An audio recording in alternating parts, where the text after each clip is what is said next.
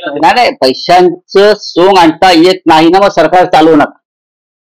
ही वेळ महाराष्ट्रावर कोणी आणली आहे? ही मराठवाड्याचा जनतेचं जे संकट आहे त्यातून कसा मार्ग काढणार? आणि केंद्र सरकार आमच्या तोंडावरती दमडी मारायला तयार नाही.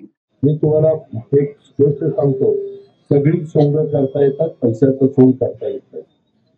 तुम्ही जसा तुमचा प्रपंच चालवत असताना एकंदरीत तुमच्या महिन्याचं असणाऱ्या उत्पन्नामध्ये तुमचं घर चालवण्याचा प्रयत्न करतात, तसं आम्ही 13 कोटी जनतेचं कुटुंब चालवतोय, राज्य चालवतोय. आणि त्याच्यामुळं आम्ही मुख्यमंत्री उपमुख्यमंत्री केंद्राची पण मदत घेणार आहे. कारण असं ज्यावेळेस संकट येतं त्यावेळेस जसं पंजाबला आणि हिमाचल प्रदेशला मदत झाली तसं केंद्र सरकार पण आपल्याला मदत करेलच. आम्ही ती मदत मिळवू आणि शिवाय आपलं राज्य सरकार या पद्धतीने आपण मार्ग काढू.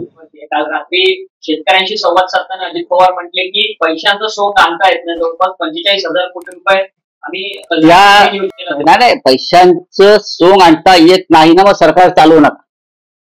ही वेळ महाराष्ट्रावर कोणी आणली आहे? तुम्ही लाडक्या बहिणींचा उल्लेख वारंवार करू नका. लाडक्या बहिणींचे संसार त्यात वाहून गेलेले आहेत.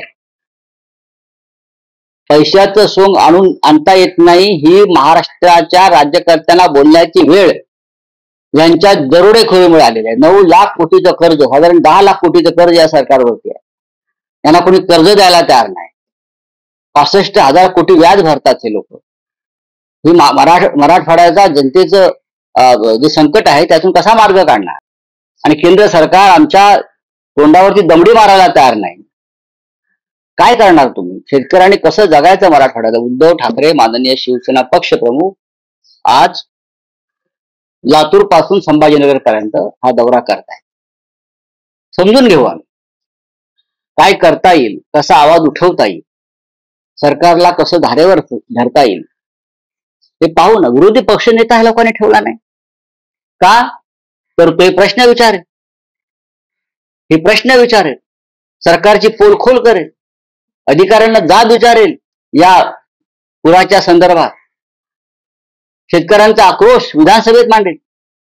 म्हणून विधान मंडळाच्या दोन्ही सभागृहामध्ये जे सरकार विरोधी पक्ष नेता नेमू देत नाही त्या सरकारकडनं शेतकऱ्यांनी काय अपेक्षा करायची मला सांगा.